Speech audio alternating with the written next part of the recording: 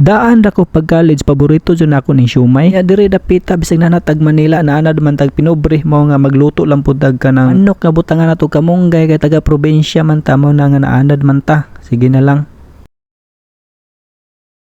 Unya na naman ta ani atong birada karon kay magluto ta og bugas una kay gigutom man ta. Ana jo kay natay rice cooker dire nagkauman na pindot ra gud ta diha. Tungod lagi gipasayo tag Aris Manila unya na dili man ta mo na nga nara jud ta dire sa ako ang dorm. Kana laging wala tay laing mabuhat ni sige tag higda-higda magsakit ra tong likod na sige higda mo na nga nakaunahon na pud ko nga manghungkab kog bahaw dire kay mura man gigutom jud kayo gusla jud kayo ning wa tay kauban dire daw. To pulito na atong tinapay dire og tanawon nato natong cooker og naban na isod. Unya kaning rip dire dugay nam kay ni wala man jud isod oy. Pagtan-aw nako sa oras alas 9 nam day sa buntag day grabe day jud nagkatog oy. Magtipid lagi ta kay naman tag city mo ta nga nabinlan tag sudan gikan pa ni sa pagabi mo na nga ator po ning kanon kay gutom man kayo. Hey ra jud ning nakay trabaho kay sa way trabaho no kay gutom basta wa kay trabaho pero kanang nakay trabaho di po kay kagutom. Pero bisag wala pa ni gi-edit aw gikaon na nako ni kay grabe jud gutom naghapdos na lang untian ani nga sige tag higda ba. Karang tapulan lagi ka mo gawas mo ta nga nagandam la bugag sudan kay na may siomay pud ring nga bratuhon pud pero og adto Cebu ni lami kay ni sa basta nasa Cebu. Lami man gyapon ning siomay sa Manila pero di jud pareha sa Cebu nga pinakalami jud ang ilang sauce did. Pero di pud ko nakaingon nga nako gipiburan ha. Based ra man gupuna sa akong experience nga natilawan. Dugay baya pud ko na standby sa Cebu no. Mo na nga nahilig lang pud ko kanang siomay og kinaon dito sa Cebu kay kanang magtipid lagi ta kay tungod sa kalisod sa tuong kinabuhi nya brato ra pud ang siomay dito. Tag 5 pa to sa una unsa to nga year na nasa 2012 buwang na jud ay taga bukid gani ka mo ni ang mga espesyal sa taga bukid gi ang manok sa gulan jud na siya kamunggay diri gani sa city kasagaran diri prituhon mangyud or adobohon ang manok mo na nga taga probinsya ka o mo na himuon na og kanang sabaw nila mo na po na akong naandan diri ko po nang gisuggest akong kauban nga magkamunggay ta og manok kay lami gayo ng sabaw ana kay gato ning prituhon di ta kahigop og sabaw mo na nga nisunod ang pud sila kay kanila lahi lagi ta tong kauban nya lahi pud ilang gusto nga kanang nilutuan. Before ko niingon nila nga magsabaw ta og manok nagnangutana po ko nila nga unsay ganahan nila kay lisod man pud og magbuot-buot ka unya nagtampo-tampo ra ba mo nya ikaw ray ganahan mo kaon na unya sila dili ganahan pero ni okay man pud sila pud nga magluto bingani nga kamunggay with manok pero diha gitabangan po na mo timpla dili lang pud ako ni timpla diha kay abi pa lang ako ra joy mo kaon mo na nga mutilaw po na sila timpla ano man